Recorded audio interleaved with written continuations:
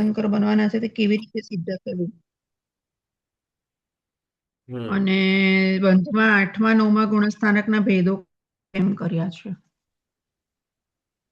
જીન નામ કર્મ જીવ તીર્થંકર બનવાના પૂર્વના ત્રીજા ભાવે બાંધે છે.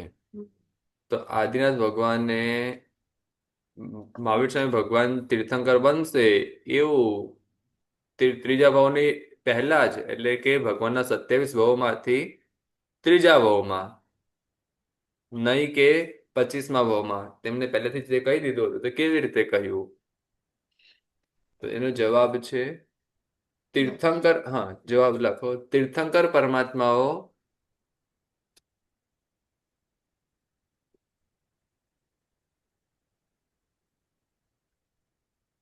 માત્ર જીવના કર્મ જ નહીં,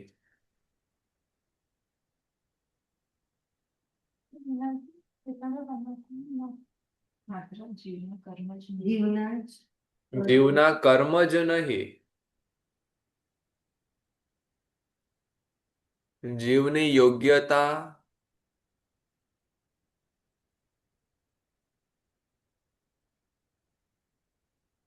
શક્તિ,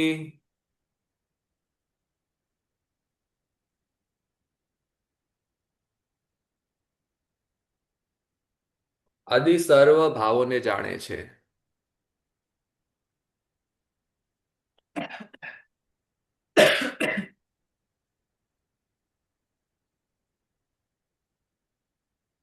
જેમ આપણે હોમ લોન અપ્લાય કરીએ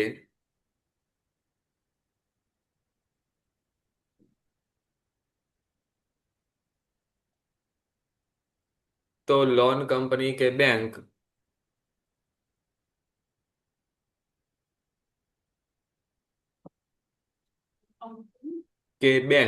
જે કંઈ પણ હોય, જે લોન આપે તે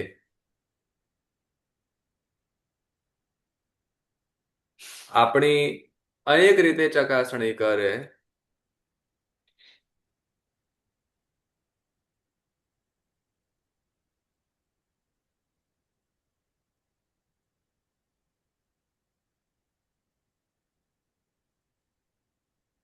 તેમાં તેઓ તે જાણે જ છે તો ગુરુજી તેમાં તેઓ તે જાણે જ છે, તેમાં તેઓ ચકાસણી કરે, તેમાં તેઓ તે જાણે જ છે કે અત્યારે આપણી પાસે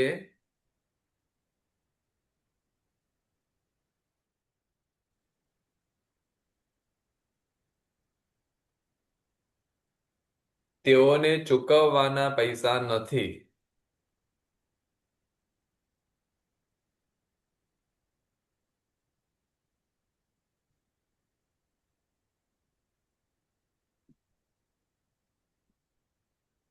પરંતુ ચકાસણીથી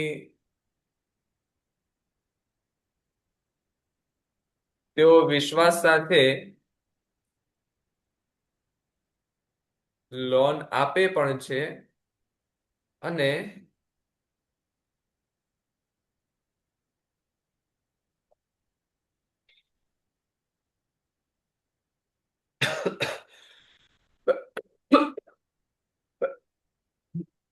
તે સમયોમાં આપણે ચૂકવીએ પણ છીએ. તે સમયમાં આપણે ચૂકવીએ પણ છીએ.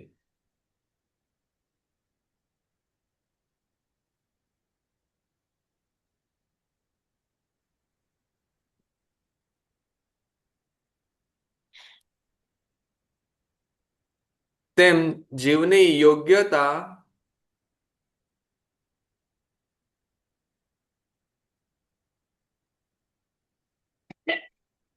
માત્ર પ્રભુ જણાવે છે.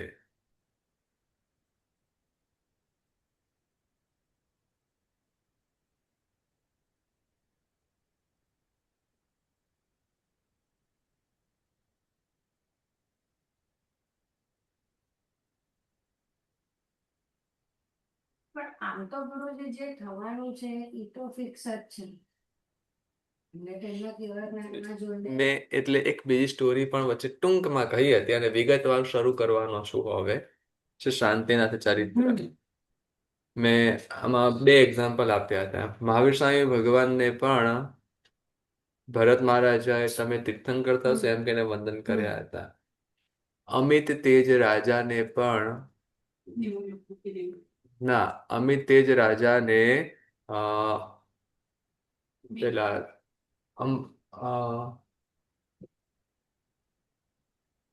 પેલા શું નામ, ત્રિપુર વાસુદેવના મોટા ભાઈનું નામ શું હતું?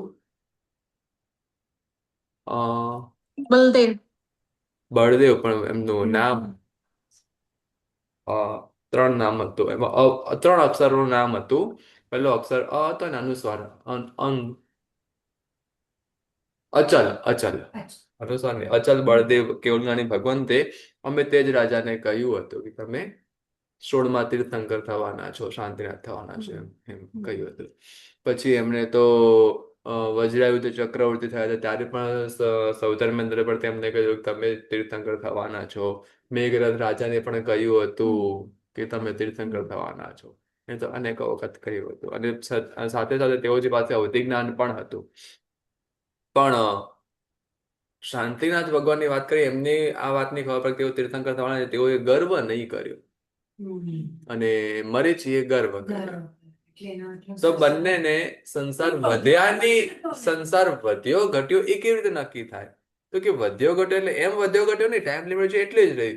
હવે તમે જેટલા ટાઈમની અંદર તમે એકદમ લોકલ ડબ્બાની અંદર, ટ્રેનના લોકલ ડબ્બાની અંદર જેમાં 72 સીટ્સ હોય એમાં તમે 272 લોકો બેઠા હો અને જેવી તમારી પરેશાની થાય છતાં પણ તમે એટલા ટાઈમમાં ત્યાં પહોંચી જ જશો. પણ તે મિનિટે મિનિટ નીકળવી તમારા માટે બહુ જ મુશ્કેલ થઈ જાય. એકદમ દબાતા કુટાતા અંદર ભરાઈને ગયા હો અને તમે એ જ ટ્રેનની અંદર એસી ક્લાસ પણ એક હોય જેમાં તમે બેઠા હો, ફર્સ્ટ એસીમાં કે સેકન્ડ એસીમાં બેઠા હો અને એમાં તમારી બંને મારે એટલે શાંતિનાથ ભગવાનના જે તીર્થંકર થવાના એટલો ટાઈમ એમનો થયો જ અને મહાવીર સ્વામી તીર્થંકર થવાના એટલો ટાઈમ એમને થયો જ. શાંતિનાથના ભાવ ઓછા થયા. શાંતિનાથથી મહાવીર સ્વામી ભગવાન સુધીમાં વચ્ચે કેટલા વર્ષ થયા? કે બહુ અતિશય વધારે વર્ષો નહીં થાય. હા, એટલે એ લાખમાં એટલા લાખ પણ નહીં હોય, કદાચ એથી ઓછા હશે. પણ આપણે કદાચ 5 લાખ વર્ષ ગણી લઈએ તો 5 લાખ વર્ષ એટલે દેવલોકની અંદર 5 લાખ વર્ષ તો ક્યાંય નીકળી જાય, કઈ ગણતરીમાં ન આવે. તો એના કમ્પેરમાં મહાવીર સ્વામી ભગવાનના આટલા બધા ભાવો થઈ ગયા. તો એટલે ત્રિપુષ્ટ વાસુદેવ થયા હતા ત્યારે શાંતિનાથ ભગવાનનો જે છઠ્ઠો ભાવ હતો અને ત્રિપુષ્ટ વાસુદેવનો 16મો ભાવ.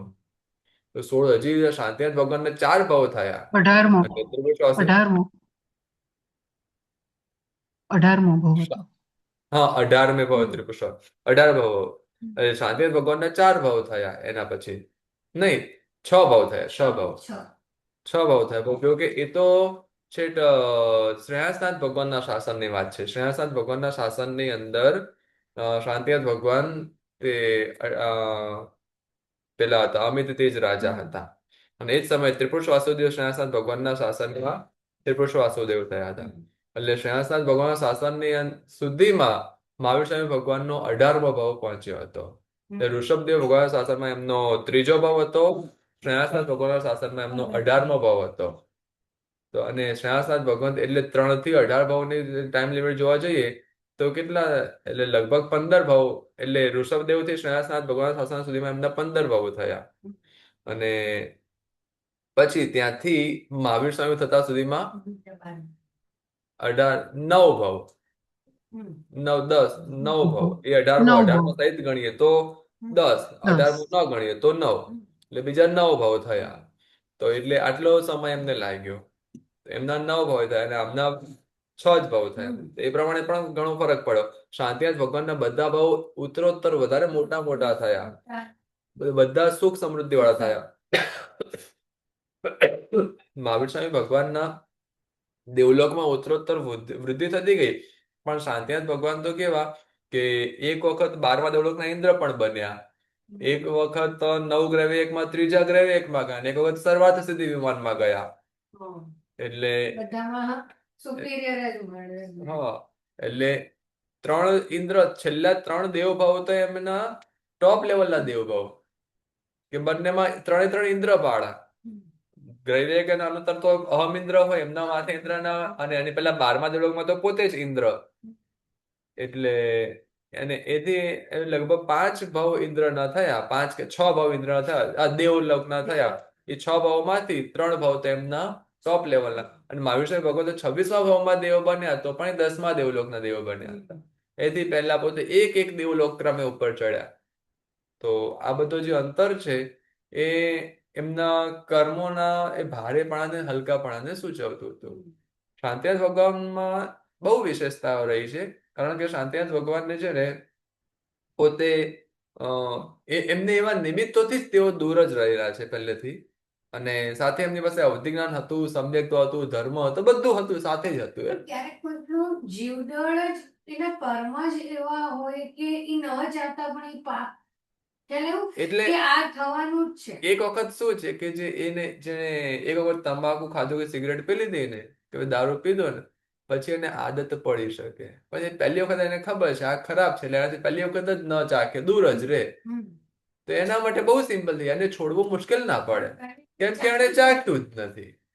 એટલે કોઈ એવી સોબત થઈ ગઈ છે તો પછી તકલીફ થઈ જાય, ને સોબત જ ન થવી તો એ તો બહુ શાંતિની વસ્તુ છે. કે કોઈકનું જીવદળ જ એવું હોય હા, કે સોબત જ ન કરે. હા, અને કોઈકનું એવું હોય બચારાનું કે એને સોબત એને ન કરવી હોય તો બી કદાચ થઈ જાય. પણ થઈ ગયું છે ને, હવે ત્યાંથી નીકળવું છે, બહુ મુશ્કેલ બહુ વસ્તુ છે. મુશ્કેલ છે. એટલે એ મુશ્કેલીમાંથી નીકળી જાય એ પણ બહુ મોટી વસ્તુ છે, પણ એમાં મહેનત પણ બહુ પડે. એટલે બંને વસ્તુમાં, એટલે આપણે એમ કહીએ કે આટલો તો અનંત સંસાર વધ્યો એટલે કે એટલા કાળની અંદર એમને દુઃખોની માત્રા વધી ગઈ. નહીંતર એ દુઃખોની માત્રા એ જે પહેલી વખત સિગરેટ પીવાની કે દારૂ પીવાની જે વાત હતી ને, એ મહાવીર સ્વામી ભગવાન મરીચીના ભાવમાં પહેલા ભાવમાં પહેલી વખત એમણે જે પેલું અહોમે ઉત્તમમ કુલમ, મારું આ ઉત્તમ કુળ છે, જે અભિમાન કર્યું, અને એ કાર્ય કર્યું મોટું. અને બીજું એમને કપિલને અધર્મના ધર્મ કહી દીધો. દંડી જે વેશ ધારણ કર્યો એ એટલું મોટું પાપ નહીં થયું જેટલું તમે કુળમદ કર્યો અને એ કપિલ ને એટલે માત્ર પોતે પાપ કરી લેવું એ પાપ ખરું, પણ જે પાપને પાપ રૂપે ન માનવું ને એ બહુ ભયંકર પાપ છે. જે ખાલી પોતે પાપ માનીને પાપ કરી લઈએ છે ને, તેનું હજી આપણે પ્રાયશ્ચિત્ત કરી પણ શકીએ. જેને પાપ માનતા જ નથી ને એનું પ્રાયશ્ચિત્ત નહીં થાય, અને એનું પ્રાયશ્ચિત્ત ન થાય તો એનું ફળ અનેક ગણું વધી જાય. એટલે મરીચીમાં એ ભૂલ થઈ હતી. ને પછી એમને જે સંસાર એમનો જે ભોગવવો પડ્યો છે દુઃખો સાધનાઓ પર, હવે તમે દેખો તો શાંતિનાથ ભગવાનને મેઘરથ રાજાના ભાવની અંદર એમણે તીર્થંકર નામ કરવા બાંધ્યું. સંયમની આરાધના કરી, એમણે પણ સંયમ પાળ્યું. લગભગ એમણે પણ 1 લાખ વર્ષનું સંયમ પાળ્યું. અને નંદન મુનિએ પણ 1 લાખ વર્ષનું સંયમ પાળ્યું. નંદન મુનિએ 11,80,645 માસક્ષમણ કર્યા. એ મેઘરથ રાજર્ષિએ માસક્ષમણ નતા કર્યા. છતાં પણ મેઘરથ રાજર્ષિ ચક્રવર્તી અને તીર્થંકર, અને જીવનમાં એક પણ ઉપસર્ગ નહીં, જો કે એમના પૂર્વભાવમાં પણ નહીં. એટલે એક વખત પછી પણ ઉપસર્ગ. તીર્થંકરના ભાવની અંદર મહાવીર સ્વામી ભગવાનનું ત્રિશૂળ શલાકા ચરિત્રમાં જે ચરિત્ર વાંચો તમે 10મા પર્વમાં 4થા સર્ગની અંદર, જબરદસ્ત. એ 12.5 વર્ષની સાધનાની અંદર એમની ઉપર આવેલા ઉપસર્ગો એટલા ભયંકર ઉપસર્ગો હતા. તમે આ વખતે સમજાવ્યું હતું ને, ચાયણી ની જેમ કાણા પડે એવી રીતે બી એમના શરીરમાં, એમનું શરીર આખું એવું ચાણી જેવું થઈ ગયું. સંગમ દેવી ઉપસર્ગ કર્યા હતા ને, ત્યારે સાંભળ્યું ત્યારે એમ થયું કે કઈ લેવલ નું એમને સહન કરેલું હશે, કેવા ઉપસર્ગ થયા હશે એ ટાઈમમાં. આપણે અત્યારે લાગે 12.5 વર્ષમાં કેવળ જ્ઞાન થઈ ગયું. અને એ પણ ભગવાનની કરુણા અને ભગવાનની સાધના બહુ અજબ લેવલની હતી. મહાવીર સ્વામી ભગવાને દીક્ષા લીધા પહેલાથી જ સંયમ સાધના શરૂ કરી દીધી હતી. 2 વર્ષ તો એવી રીતે જ રહેલા ને 2 ઘરમાં. વર્ષ ગૃહસ્થપણામાં પણ સાધુ જેવું જીવન જીવ્યા, જે એવું બીજા કોઈ ભગવાન નથી કર્યું. ગૃહસ્થપણામાં ગૃહસ્થ જીવન જીવ્યા, દીક્ષા લીધા પછી સાધુ ગણવું. નહીં તો ત્યારે યુદ્ધ બીજું બી કશું નહીં કર્યું હોય. ભગવાને તો રાજગાદી પર જ નથી બેઠા, હા. મોટા ભાઈ હતા, પછી એમણે ક્યાં નંદીવર્ધન હતા એટલે ભગવાન તો ચલો ને 17માં 18માં એ તો બધા ભગવાન ચક્રવર્તી બી બન્યા એટલે રાજવૃત્તિ બી એટલી વાપરી એમને આમ જોવા જઈએ. પણ એ પુણ્યનું બળ એમનું ભોગવવાનું. ભોગવવાનું પુણ્ય એટલું બાકી હતું. હમ એટલે આ કારણોથી આપણને આમાં વધારે થોડી ક્લેરિટી આવશે. હા. પહેલું કરણ બંધન કરણ. હા, તો તમને શું લખાવતો હતો? પેલો પ્રશ્ન જવાબ લખાવતો હતો. ક્વેશ્ચન બાકી છે. હા, તો એ લખી લો પેલા. હા, એટલે આ પ્રશ્ન જવાબ લખાઈ ગયો ને, પૂરો થઈ ગયો ને. જીવની યોગ્યતા માત્ર ના. જણાવે છે. તો છેલ્લું ઈ લખાય. તેના કર્મને આધારે નહીં.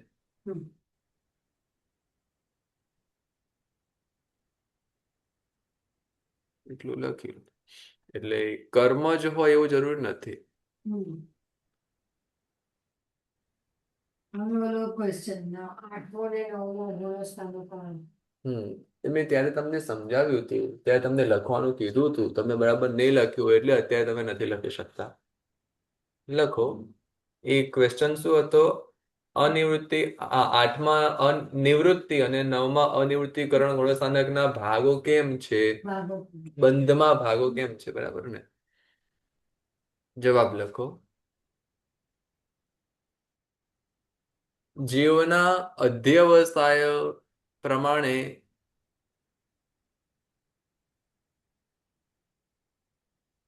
જો સ્થાનોની ગણતરી કરવામાં આવે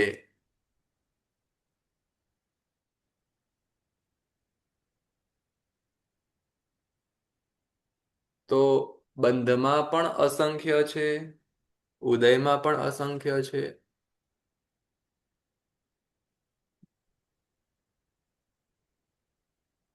ઉદીર્ણા અને સત્તામાં પણ અસંખ્ય છે.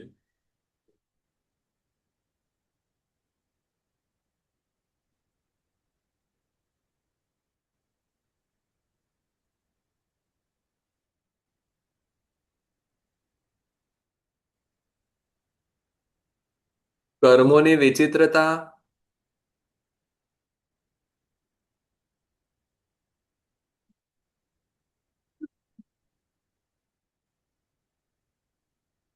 અને જીવોના ભાવોની તરતમતાને લીધે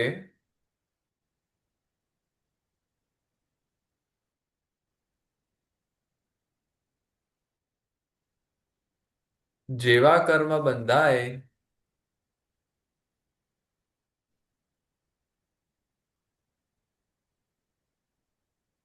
તેવા જ કર્મો ભોગવાતા કે સત્તામાં રહેતા નથી.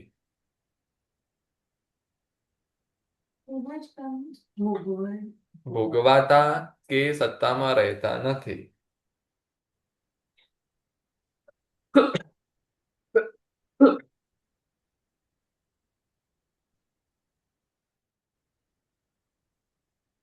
આથી બંધ, ઉદય, ઉદીર્ણા અને સત્તાને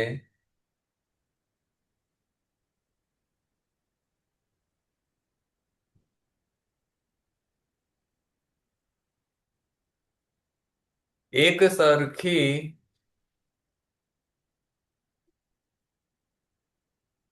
એક સરખા કરી શકશો?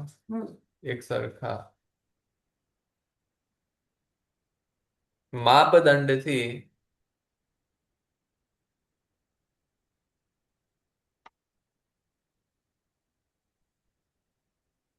એક સરખા માપદંડથી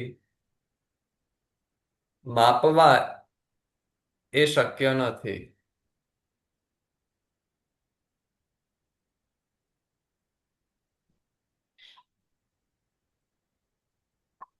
છતાં પણ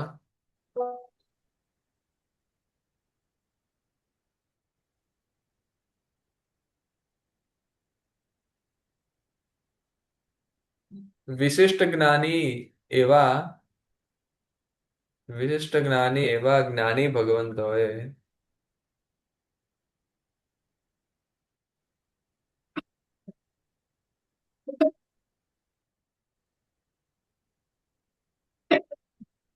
તેને સમજાવવા માટે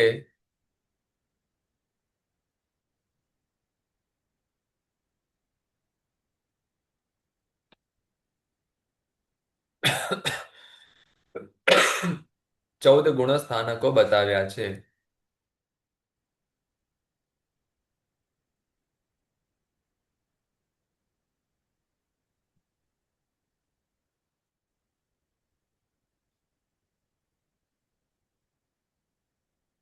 તેમાં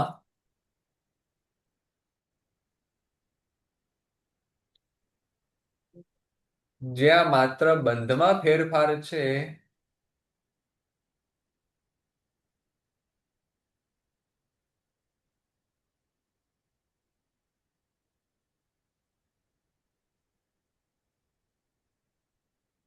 અને ઉદય ઉદીર્ણા સત્તામાં નથી,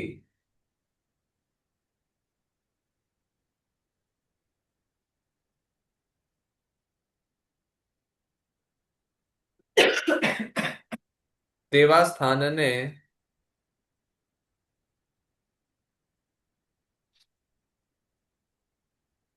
એટલે કે આઠમા નવમા ગુણસ્થાનને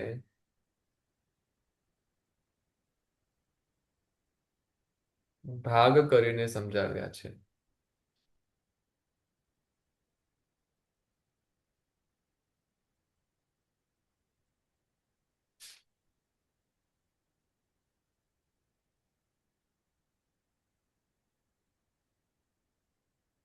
ઉદયમાં પણ છે ને ભાગ?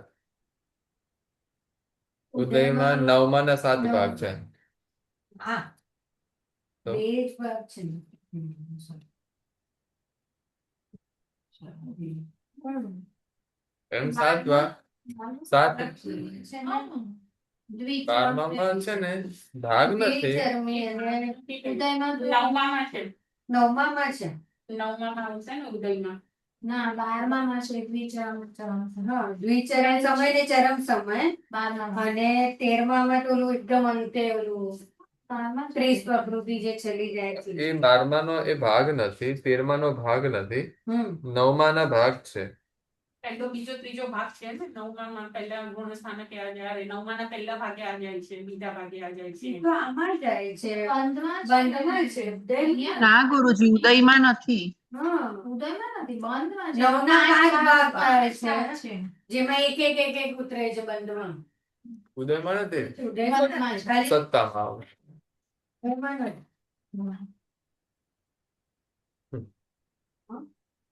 ઉદય બંધમાં જ છે. છેલ્લે શું લખાવ્યું? આઠમા નવમા સ્થાનને ભાગ કરીને સમજાવ્યા છે. હા. જેથી તે સમયે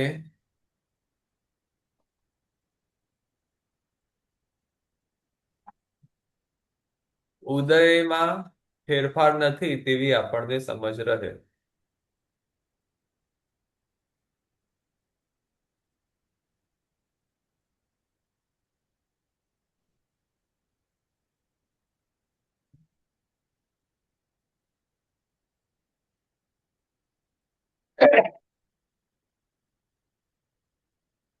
થઈ ગયું?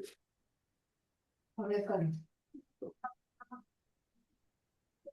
ગુરુજી, 12મા ગુણસ્થાનકમાં છે કે દ્વિચરિંગ સમય સુધીમાં પણ એ ગુણસ્થાનક આખું એક જ કહ્યું છે ને, અને એમાં ભાગ નથી આપે, તો ખાલી એનો સમય હા. કયો છે. સ્ટાર્ટિંગ હા. છેલ્લે સેકન્ડ લાસ્ટ સમય વિચાર હવે શું બીજું શું? કરો. હા, 8 કરણ જ ને. હમ. પહેલો બંધન કરણ. પહેલા ઉપર લખો કરણ એટલે શું.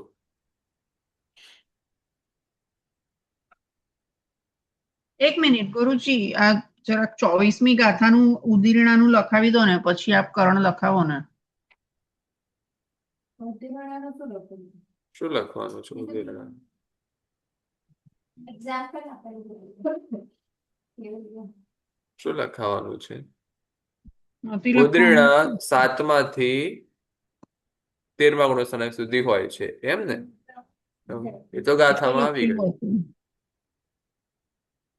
એ તો લખેલું એના પછીની 3 ગાથામાં. પ્રકૃતિઓ ઓછી હોય છે.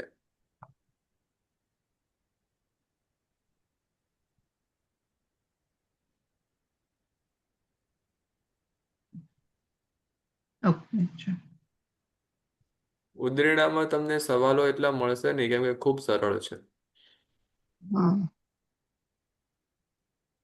કરણ કોને કહેવાય એવું લખાયું ને? કારણ એટલે કરણ એટલે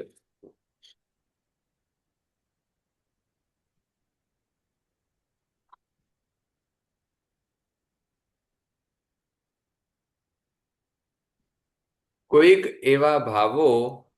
બોલું બંધનકરણ કાઢી દઈએ ને ગુરુજી, કોઈ બંધનકરણની નીચે આવશે. કોઈક એવા ભાવો કે જેનાથી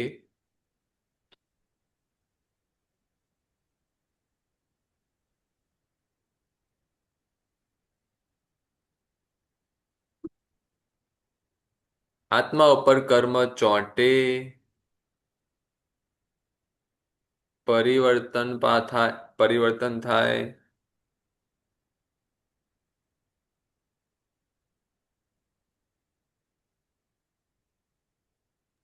ગાઢ થાય, નબળા થાય. गुरुजी चौटे का हिंदी वर्ड मैं बीच में इसलिए डिस्टर्ब नहीं कोई करते, मैं इसलिए कॉपी करेगी मैं बाद में. चिपके. कुछ अच्छा. वैसे भाव कि जिससे आत्मा के ऊपर कर्म चिपकेंगे, स्ट्रांग बनेंगे, वीक बनेंगे, परिवर्तित होंगे.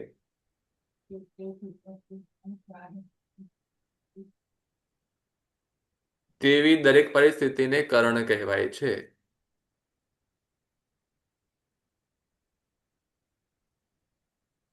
તે 8 પ્રકારે હોય છે. કરણ એટલે ટૂંકમાં કરણ એટલે ભાવ, અધ્યવસાય. કરણ કહેવાય શું? 8 પ્રકાર છે. 8 પ્રકાર.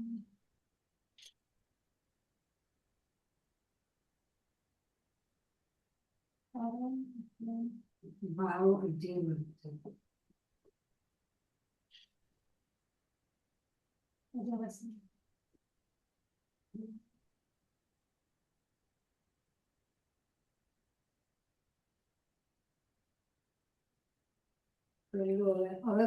પહેલું બંધન કરણ.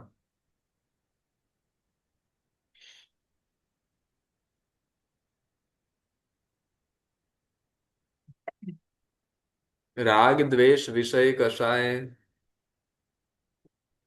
ધીમે ધીમે. રાગ દ્વેષ વિષય કશાય. આદિ ભાવોથી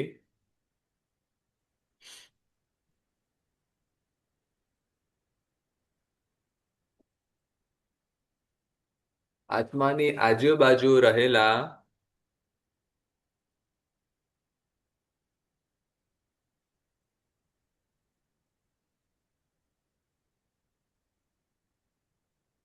કારમણ જાતિના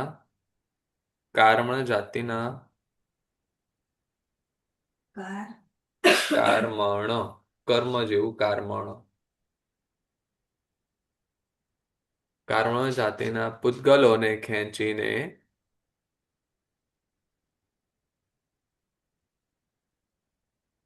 આત્મા પર ચિપકાવવા, ચોંટાડવા, લગાવવા. કઈ પણ એક લખજો. તે બંધન કર.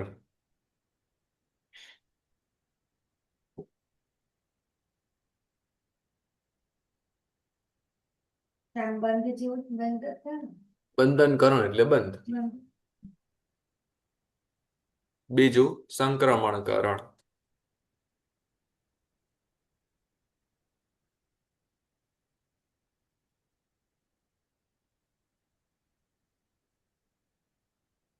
ગુરુજી આ બધામાં એક એક્ઝામ્પલ પણ આપો તો ઈઝી પડે સમજવું. હા, બંધનકરણ લખો. એક્ઝામ્પલ, જેમ કે તેલવાળી દિવાલ પર માટી ચીપકવી.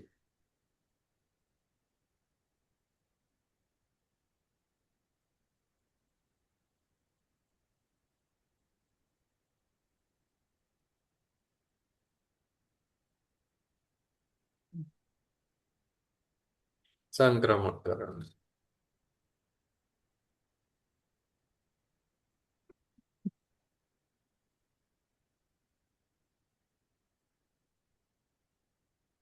બંધાઈ ગયેલા કર્મમાં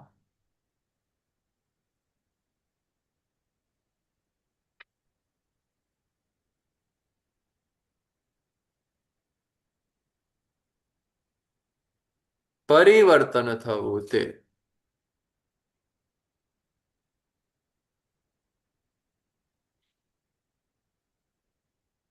મને તો સંક્રમણ એટલો ઓછા થઈ કન્વર્ટ.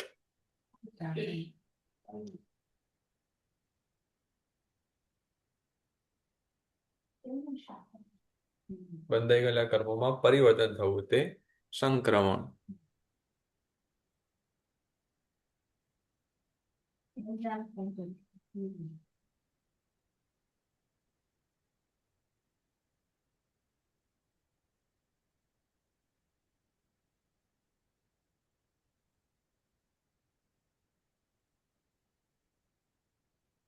ટ્રાન્સફર થવામાં એક્ઝામ્પલ શું આવે?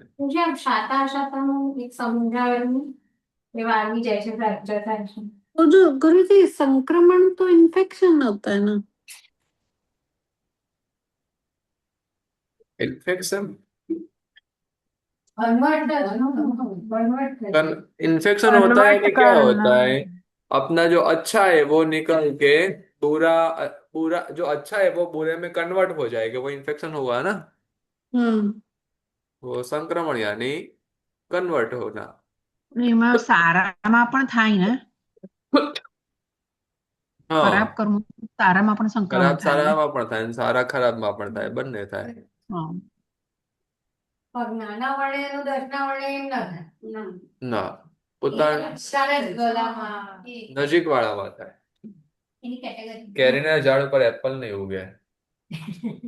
હા, અલગ અલગ ટાઈપની કેરીના ચાન્સીસ છે. એટલે એવું બી નથી પણ ગુલાબ, જેમ એક ગુલાબના છોડ પર અલગ અલગ કલરના ગુલાબ ઉગવા, હા હા બરાબર.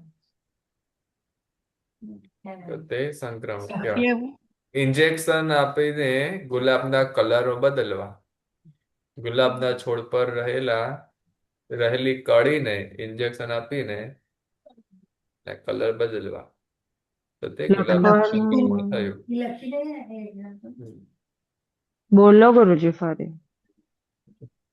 છોડ પર રહેલી ગુલાબની કળીને ઇન્જેક્શન આપીને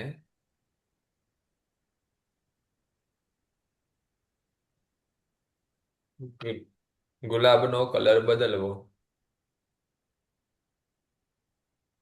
તે સંક્રમણ.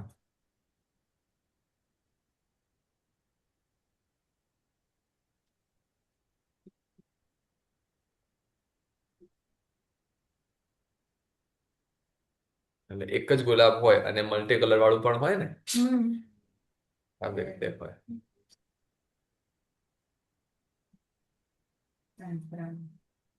હવે ત્રીજું, ઉદીરના કરણ.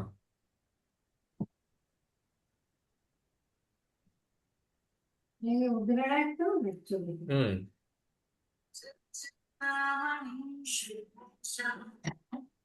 બંધાઈ ગયેલા કર્મોના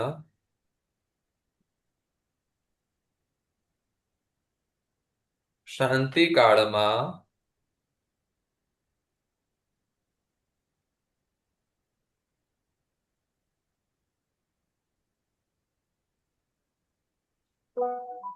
સામેથી ખેંચીને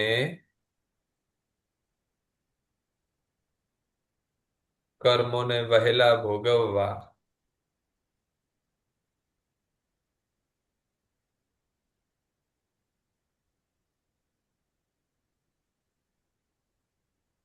તે ઉદીર્ણાકરણ. એટલે વહેલા ભોગવવા જે ભાવથી ભોગવાય ને એ ભાવને ઉદીર્ણાકરણ કહેવાય છે. એ કર્મો ઉદીર્ણા થાય, કર્મોને ઉદીર્ણા થાય, અને ઉદીર્ણા માટે જે ભાવ છે એ ઉદીર્ણાકરણ છે.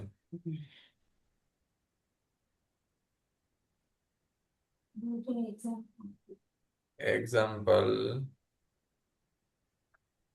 ફર્નિચર ખરાબ થયા પહેલા જ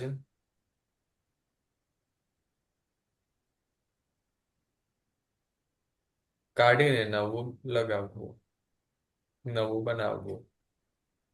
ફર્નિચર ખરાબ થયા પહેલા જ કાઢીને નવું બનાવવું.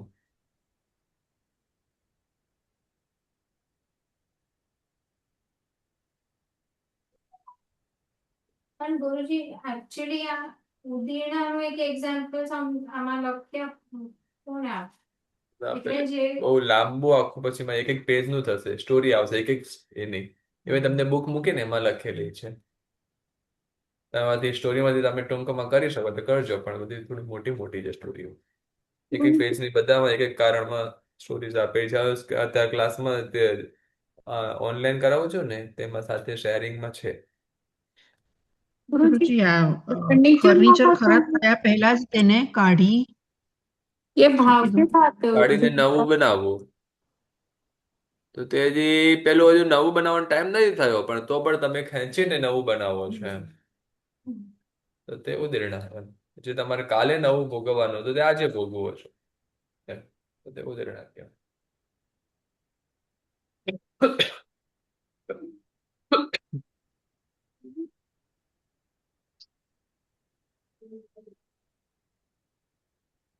ઉદ્વર્તનાકરણ.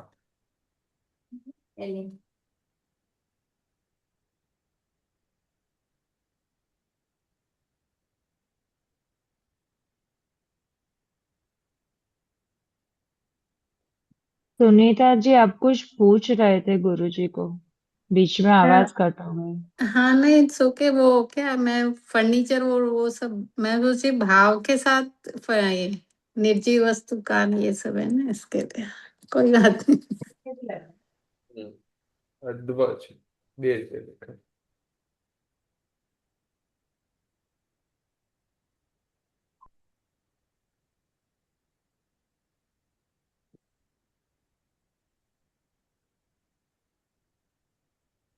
ગુરુજી, તમે એવું કીધું ને, જે ભાવથી કરે તે ઉદીર્ણાકરણ. જે ભાવથી એક તેને વર્ડ જે બોલ્યા. ભાવથી ભોગવાય તે ઉદીર્ણાકરણ.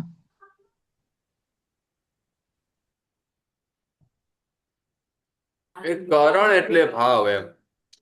ઉદીર્ણા તે કર્મોની ઉદીર્ણા થાય, અને ઉદીર્ણાકરણ એટલે કે એ ભાવ. જો કે સૌથી પહેલા જ મેં કહી દીધું હતું, આ બધી વસ્તુમાં ભાવની નજરથી દેખશું તો કરણ થશે, અને કર્મની નજરથી દેખશું તો તે કર્મ થશે.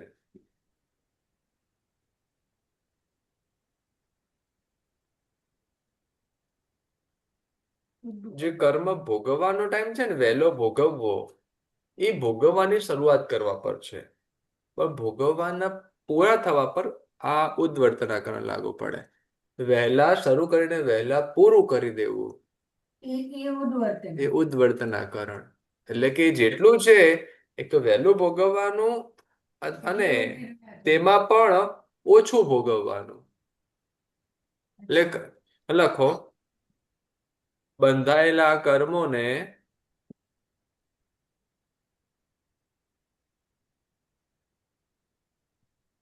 વહેલા નહીં રહેવા દે, ખાલી ઓછું છે. બંધાયેલા કર્મોને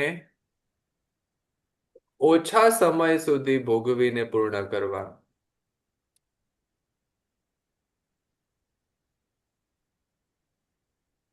તે ઉદ્વર્તનાકરણ. ઓછા સમય સુધી ભોગવીને પૂર્ણ કરવા.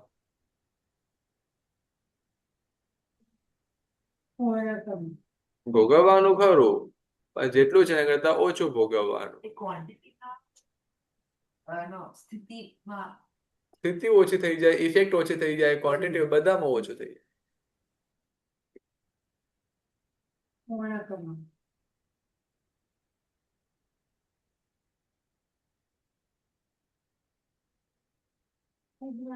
જેમ કે 10 વર્ષની જેલ 5 વર્ષમાં પૂરી કરવી.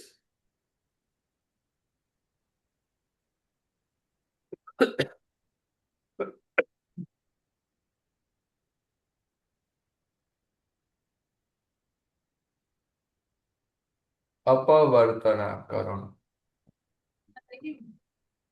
એ તો લખાવ્યું. એક તો લખ્યો ને. તો શું 10 થયું? વર્ષની જેલ ને 5 વર્ષ ઓછી કરો. તમે આ વિષયમાં લખ્યું. હા ઉદીરણામાં જેમણે કંડે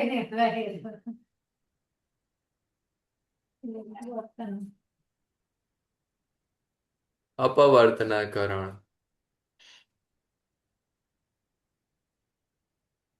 ઉભા થઈને. કોઈને ડિસ્ટર્બ ના થાય એટલે. નહીં, તમને ડિસ્ટર્બ નહીં થાય. હા, નહીં અપવર્તના બંધાયેલા કર્મોને તેથી વધુ સમય સુધી ભોગવવા.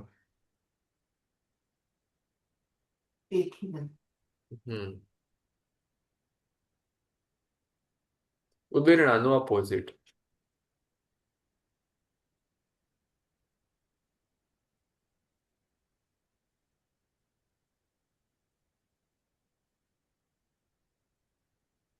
જેમ કે 10 વર્ષની જેલ 30 વર્ષ સુધી ભોગવવી.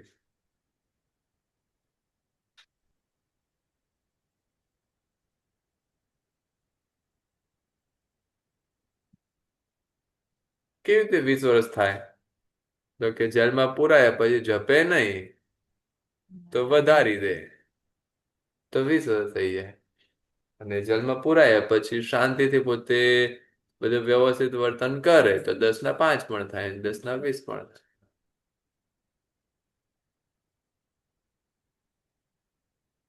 અપવર્તનાકરણ.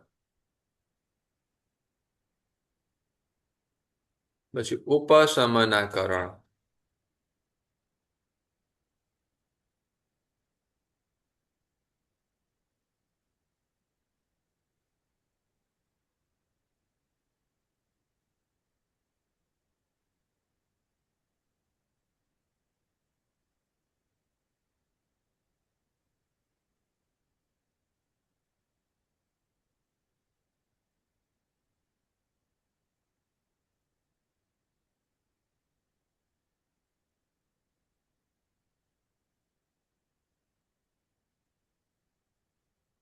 ઉપશમનાકરણ એટલે કે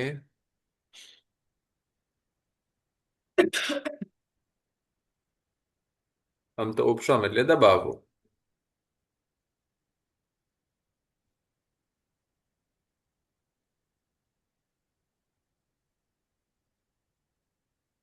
બ્રેકેટમાં લખો આ કર્મ મોહનીય, આ કરણ મોહનીય કર્મ માટે છે.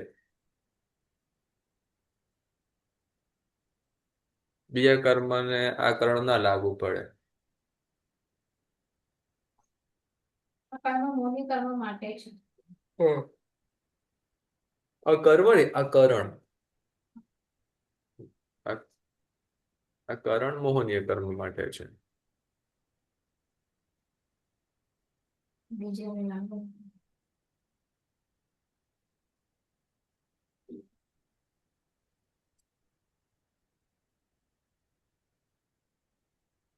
એ માટે જ છે એ મારું જવાબ. જ લખો કે ના લખો એક જ થવાનું, બીજા કોઈ માટે નથી.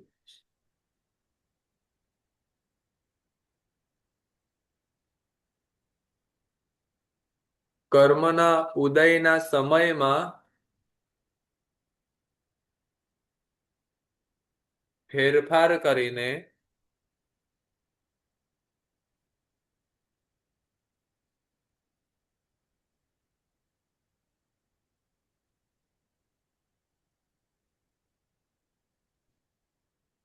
તેને થોડોક સમય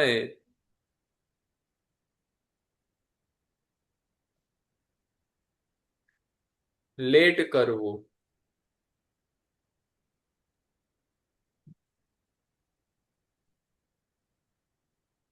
તે ઉપશમના કરણ. ઉપશમ સમ્યક તો પામીએ ને એટલે એ હોય.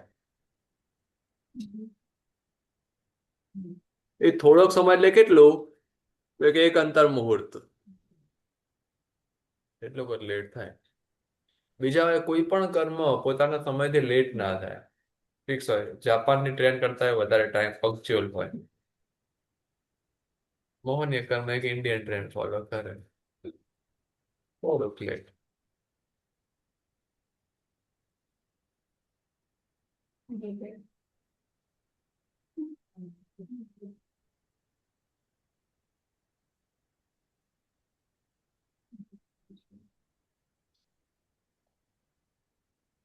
નિધત્તીકરણ. એનું એક્ઝામ્પલ આ તો ગુરુજી, સિમ્પલ છે. હા, એક્ઝામ્પલ. આનું એક્ઝામ્પલ લઈ ગયું મોહનીય. આમાં તો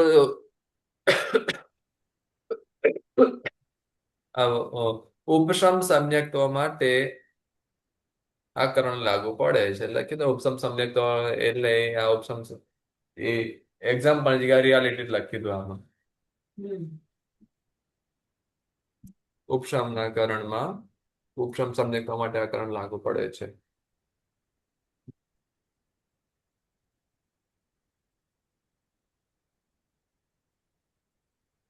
તો લખીએ ગુરુજી ઉપશમના.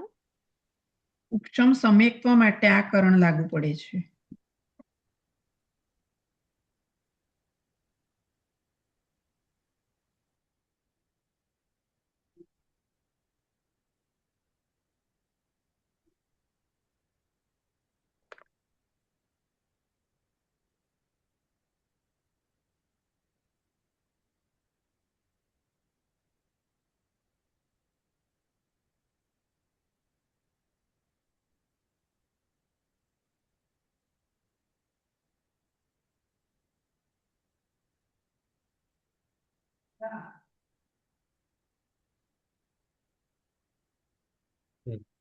બંધાતી વખતે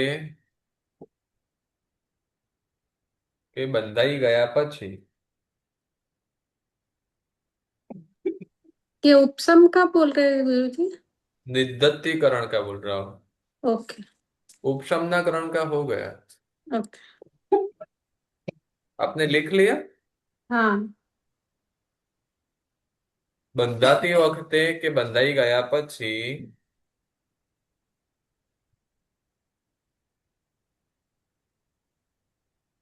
તેવા પ્રકારના ભાવોથી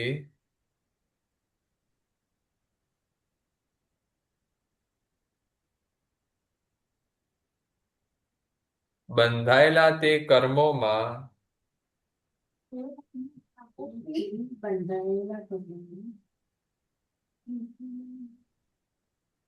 બંધાઈ ગયા પછી બંધાતી વખતે કે બંધાઈ ગયા પછી તે પ્રકારના ભાવોથી બંધાયેલા તે કર્મોમાં વધારો કે ઘટાડો થઈ શકે.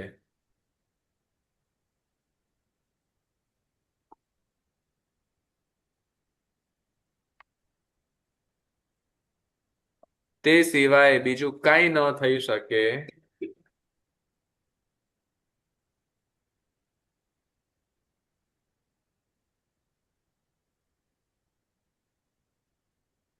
તે નિધત્તીકરણ કહેવાય. પરિવર્તન ન થાય એમ.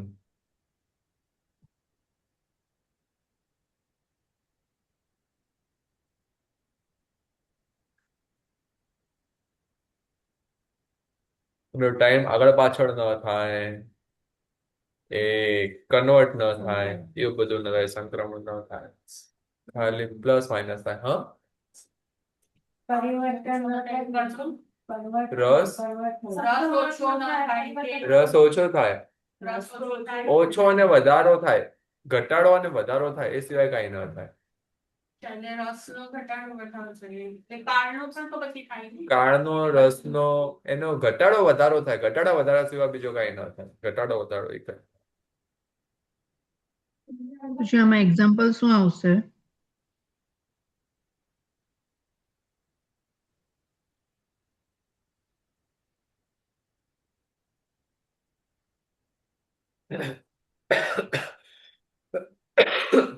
સુપ્રીમ કોર્ટનો સુપ્રીમ કોર્ટે આપેલો દંડ.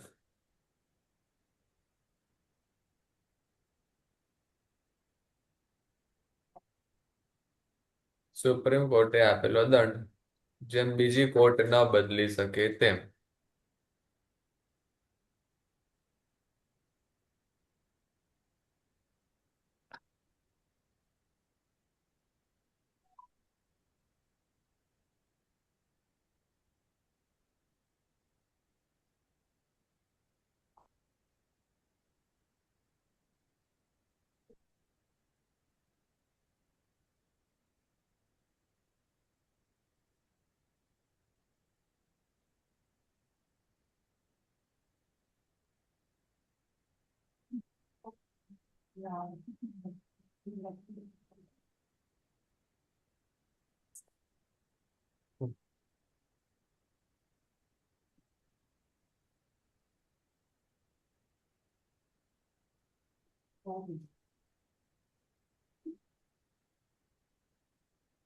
શું ગુરુજી? નિકાચનાકરણ છેલ્લો.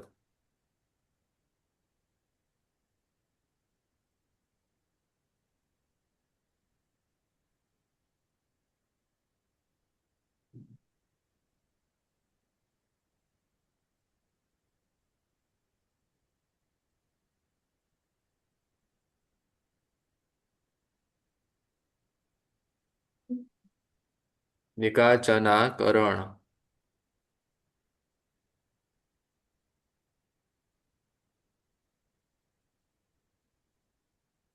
કરેલા કર્મ ભોગવ્યા વિના ન છૂટે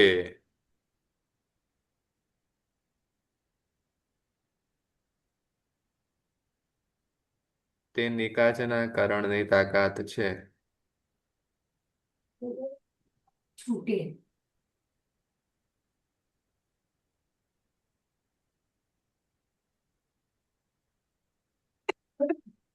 આઠેય કર્મ નિકાચિત થઈ શકે છે.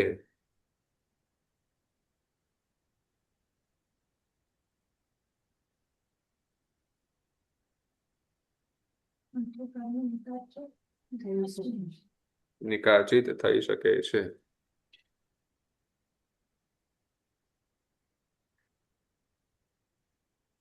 નિકાચિત થયા પહેલા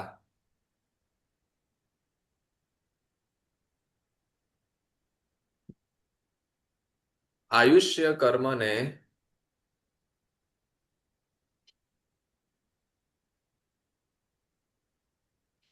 કૃષ્ણ મહારાજાએ બદલીને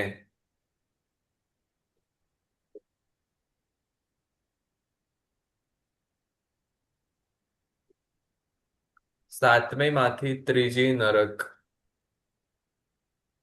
કરી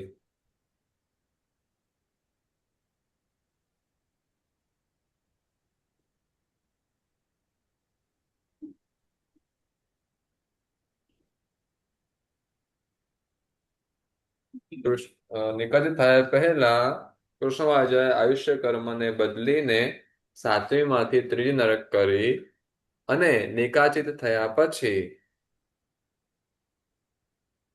તે ત્રીજીને બદલી શક્યા નહીં.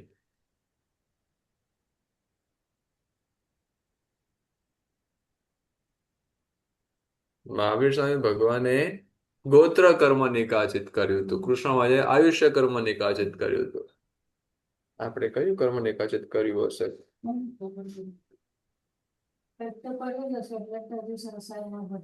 ના ના, નિકાચિત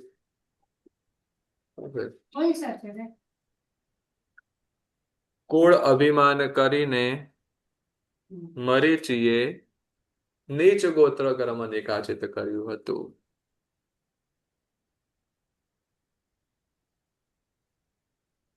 જે તેમને એક મિનિટ ગુરુજી ફરે બોલો. હમ કુળ અભિમાન કરીને મરીચીએ નીચ ગોત્ર કર્મ નિકાચિત કર્યું હતું.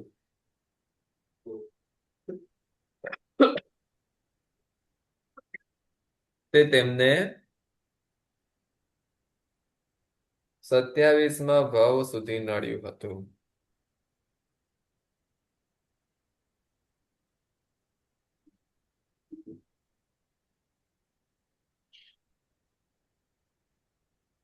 ગુરુજી, આ કર્મ નિકાસિત ક્યારે થાય એનો કોઈ ટાઈમ હોય કે બધા કર્મ નિકાસિત થાય જ કે ના પણ થાય? સવાર, બપોર, સાંજ, રાત કોઈ પણ ટાઈમે થાય, પણ ખાલી એટલું હોય કે ત્યારે તેના ભાવો ખૂબ તીવ્ર હોય ત્યારે નિકાસિત થાય. કોઈ બી કર્મ બાંધીએ પછી 24 નિકાસિત તીર્થંકર થાય હોય, જ એવું તીર્થંકર જરૂરી નામ છે? કર્મ નિકાસિત કર્યું હતું. એટલે બધા જ કર્મ નિકાસિત પૂર્ણ થાય જ ત્રીજા એવું ભાવે. જરૂરી છે? હા, બધા જ કર્મ આપણે જે સમયે સમયે જે બી કર્મ બાંધીએ છીએ એ ના, બધા જ નિકાસિત નિકાસિત કર્મ ન થાય જ. પણ હોય, પણ એ આપણે બાંધ્યું છે અને બીજું કર્મ લાગુ નહીં પડ્યું અને એમને એમ પડ્યું રહ્યું તો પણ ભોગવવું પડે. નિકાચિત થયા વિના પણ ભોગવવું પડે, નિકાચિત થયા પછી પણ ભોગવાય. બે રીતે ભોગવાય. નિકાચિત ન હોય એટલે ન ભોગવવાનું એવું નહીં. નિકાચિત ન હોય તો તમે કન્વર્ટ નથી કર્યું તો ન ભોગવો. નિકાચિત કર્યા વગર તમે ધર્મ કરી તે કર્મને તમે દૂર કરી દીધું તો ન ભોગવવું પડે. પણ નિકાચિત ન કર્યું, ધર્મ ન કર્યું, કાંઈ ન કર્યું તો બધાને વગર નિકાચિતે પણ ભોગવી લેવાનું. ગુરુજી મને તો કઈ સંભળાયું જ નહીં, મારું તો બધું ચાલ્યું ગયું સાંભળવાનું. હા, વરસાદ પડે છે ને એટલે. હા ગુરુજી. એટલે જ ને. ગુરુજી એટલે મરીચીએ કુળનું અભિમાન કર્યું હમ એ કારણે એને નીચ ગોત્ર કર્મ બંધાયો, તો હમ એ સમયે જ નિકાચિત થઈ ગયું હોય કે એને નિકાચિત થતા એ વાર એ લાગે? જ એ સમય નિકાચિત, જ્યારે આપણા ભાવોની તીવ્રતા આવે ને ત્યારે નિકાચિત થાય. અચ્છા, ઓકે. એમને ભાવની તીવ્રતા ત્યારે જ આવી હતી. હા હા, બરાબર છે. એટલે પહેલા જયારે તીર્થંકર નામ કર્મ બાંધે તે જ વખતે સાથે નિકાચિત બી થઈ ગયું. હમ કોઈ કર્મ બંધાતી વખતે જ નિકાચિત થાય, કોઈ કર્મ બંધાઈ ગયા પછી કોઈ થોડાક સમય પછી પણ નિકાચિત થાય. બંધાઈ ગયા પછી બંધાતી વખતે જેમ છે ને, દીક્ષા લેતી વખતે બે રીતે દીક્ષા લે. કોઈ સિંહની જેમ દીક્ષા લે, પછી શિયાળની જેમ પાળે. કોઈ શિયાળની જેમ દીક્ષા લે પછી સિંહની જેમ પાળે. દીક્ષા લેતી વખતે એમનામાં હિંમત ના હોય, પણ લીધા પછી પાળવામાં એકદમ વીર બની જાય. તો એ કર્મને એ પછી પાછળથી પોતે એવું વિશેષ પ્રકારે પોતે પૂરવ્યું કહેવાય. એવી રીતે કોઈ પહેલા જ સિંહની જેમ લે, ભાઈ સિંહની જેમ પાળે. લેતી વખતે એટલું ખુમારી સાથે અને પછી પાળતી વખતે ખુમારી સાથે. તો જે પહેલા એટલે એવી રીતે જેમ દીક્ષા અલગ રીતે થાય છે ને, એવી રીતે કોઈ જીવ કર્મ બાંધતી વખતે પહેલા જ નિકાચિત કરી દે. કોઈ જીવ કર્મ બાંધતી વખતે જ એટલું સ્ટ્રોંગ ના બાંધ્યું હોય, પણ પછી એને તેની અનુમોદનાથી કરીને તે ભાવોને એટલું સ્ટ્રોંગ કરીને તે કર્મ નિકાચિત કરી શકે. એ બે રીતે પોસિબલ છે. જેમ મમ્મણ શેઠ એનું જે હતું ને, એ કર્મ પૂર્વ ભાવની અંદર સિંહ કેસર લાડુ વહોરાવ્યો હતો ને, તો વહોરાવતા એને થોડુંક પુણ્ય બાંધી લીધું, પણ એના પછી તેને પશ્ચાતાપ કર્યો ને, એ તેને ઘોર કર્યો, એટલે વહોરાવ્યા પછી તેને પાપ બાંધ્યું. એટલે પાપમાં પણ બને, પુણ્યમાં પણ બને. સારું કાર્ય કર્યા પછી પણ બને, ખરાબ કાર્ય કર્યા પછી પણ બને, તરત પણ બને અને લેટ પણ બને, બધી રીતે બની શકે. પણ જ્યારે તેના ભાવોની સ્ટ્રોંગનેસ આવી ત્યારે નિકાચિત થાય. એ ફિક્સ.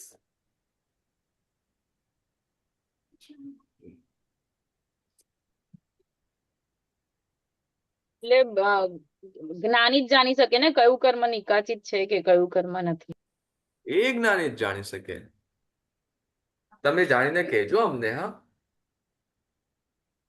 એ સમયે કદાચ અમે પ્રશ્ન પૂછવાનું ભૂલી જઈએ કે પ્રભુ અમારો પૂર્વ ભાવ શું હતો, અમે કયા એવા વિશેષ ચીકણા કર્મ બાંધ્યા છે, અમે ભવ્ય કે અભવ્ય, સંસાર ચક્રથી અમારી ક્યારે મુક્તિ થશે, આ પ્રશ્ન પૂછવા ભૂલી જઈએ તો પણ તમે સામેથી અમને જણાવજો. ગુરુજી, અમે તો પ્રશ્ન પૂછવામાં જ, અમે તો તે વખતે પ્રશ્ન પૂછીશું એવું છે. તમે અમે જ્ઞાની થઈને અમને આટલો જવાબ નહીં આપો. અમે તમને ક્વેશ્ચન પૂછીશું ગુરુજી, તે વખતે બી અમે તમારા શિષ્ય હોઈશું.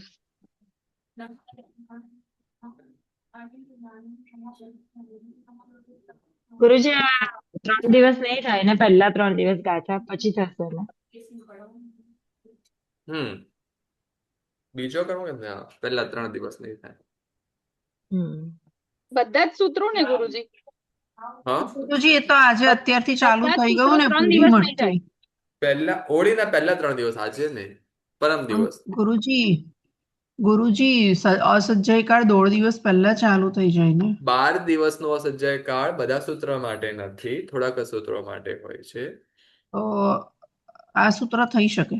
આ સૂત્રના પહેલા 3 દિવસનો અસજ્જય કાળ રહેશે. અચ્છા, એટલે અત્યારે નથી, પરમ દિવસથી જ અત્યારે ચાલુ પરમ થશે. દિવસથી 3 દિવસ.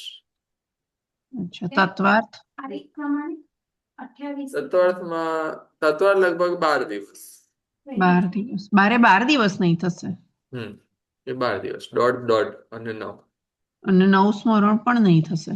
નવસ્મરણમાં ત્રિજય પૌત, નમ્યુણ અને કલ્યાણ મંદિર એના 12 દિવસ, બાકી બધાના 3 દિવસ. રોજ ગણતા હો તો ગણી શકો. તો એ તમે સ્વાધ્યાય રૂપે ન થયો ને, તમારું સ્મરણ સ્વરૂપે થયું. સ્વાધ્યાય રૂપે ન થાય, ગણતરી રૂપે સ્વાધ્યાય થાય. રૂપે ન થાય. ઓકે.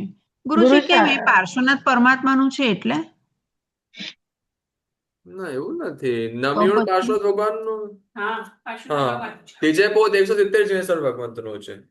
અચ્છા. 170 જિનેશ્વર. 170 ભગવાનનું છે. કહું તુજે કહું. ત્રીજે પગનું. એમાં 170 ભગવાનનું. એટલે બાકીના સ્મરણનું જો સ્વાધ્યાય કરવો હોય, શીખવું હોય તો એ 3 દિવસ પછી કરાય.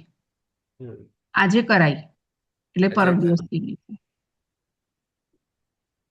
ગુરુજી હવે ઉદય પાક્કું થઈ જશે. હા, હા. હોળીમાં પાક્કું કર્યા કરશો. રિવિઝન ને અસજ્જાકાર નહીં લાગુ પડે, બરાબર? તો હવે આજે મુહૂર્ત નીકાળી દઈએ એક્ઝામનો. ના ગુરુજી, હજી હોળી પછી કાઢો. ખાલી મુહૂર્ત કાઢવાની વાત કરું છું, એટલે તમને ખબર પડે તમારે કેટલા દિવસે તમારે સાફો પહેરવાનો છે એમ. ગુરુજી હોળી થઈ જવા દો ને એક વખત, પછી કરો. તો પછી આવતી હોળી આવી જશે, મેનું ના, એ તો વેકેશન બધું આવશે, નહીં આવે ચોમાઈ ચૌદસ ગુરુજી. આવશે, પર્યુષણ આવશે, નવરાત્રી મેમાં ક્યાં આવશે, અહીંયા દિવાળી. વેકેશન આવે જ છે ગુરુજી? હા? અહીંયા ક્યાં મેમાં વેકેશન આવે છે? ને હજી તો એપ્રિલ આખો બાકી છે ગુરુજી. પણ ત્યારે હમણાં મિસાલ આવશે એટલે તમે ઇન્ડિયા જશો. ના, પછી એ જ ત્યાં બધા મેનું ના વેકેશન પાડે છે ને ચાલુ હશે. problem. 9 એપ્રિલ કેમ આપણે નક્કી તો ના કર્યું. હોય. હા, પછી ઇન્ડિયાથી આવશો એટલે અહીંયા વેકેશન આવશે. ના ગુરુજી, કોઈ ઇન્ડિયા લઈ જ નથી જતું. રજા બી છે એમાં. 9 એપ્રિલ આપણી ફાઇનલ, આપણે મુહૂર્ત નીકળી ગયું છે. ઓકે, 9 એપ્રિલ હોળી ગુરુજી, પછી. આંબેલની હોળી ને સ્કૂલ ચાલુ થાય પછી તરત ના રાખો, એક થોડું રિવિઝન આંબેની હોળી 2 તારીખે પૂરી થાય છે, 3 તારીખે પારણું છે. 2 તારીખે તમે ચૈત્ર પૂનમની આરાધના કરીને એવા સરસ સુઈ જશો ને કે તમને સીધું જ સવારે પારણું યાદ આવી જશે. પછી એના પછી બીજા તમને 6 દિવસ મળશે. પછી બહુ લાંબુ થઈ જશે. બહુ લાંબુ થઈ જશે. એટલે આ શું અત્યારથી ખબર હોય તો એ પ્રમાણે થોડું બધું તમે કોઈને આમંત્રિત કરવા હોય, તમારે થોડું સાજદે વાતે કે બધું કરવું હોય તો તમે થોડું કરી શકો એમ. ના ગુરુજી, હા એટલે તમે રાખો 9 એપ્રિલ, વાંધો નથી.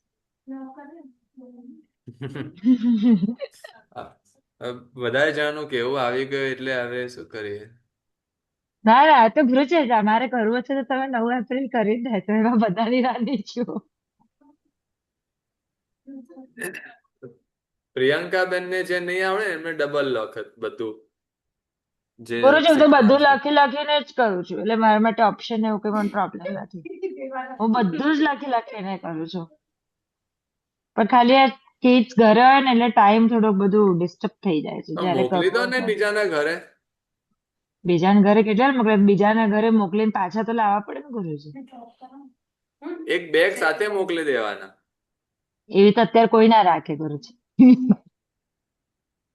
જીગીસાબેન કહે છે એકને ક્યાં મોકલી દો.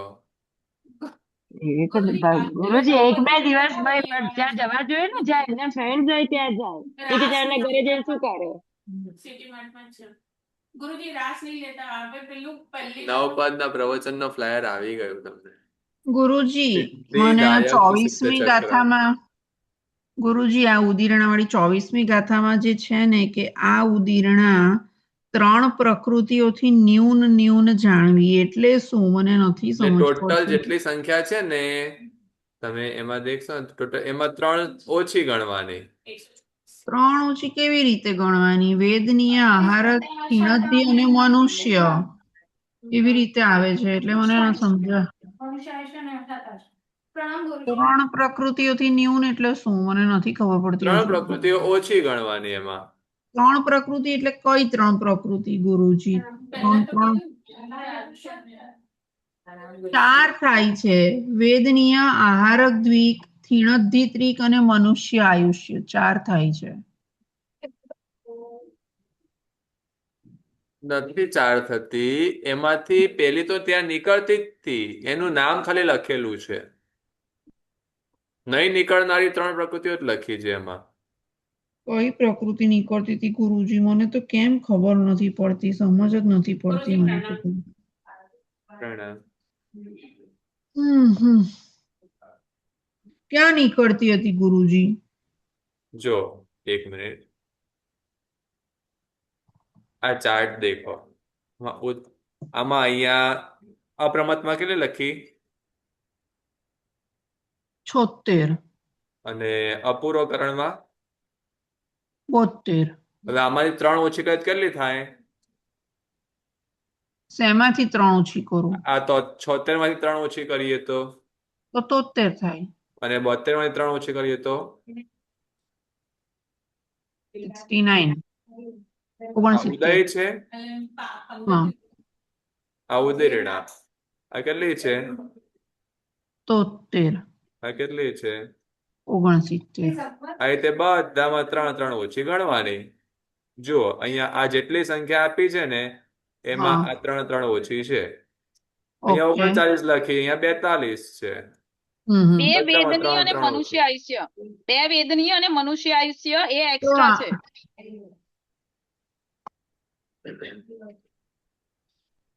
એ 3 તો પ્રકૃતિ બધીમાં ઓછી.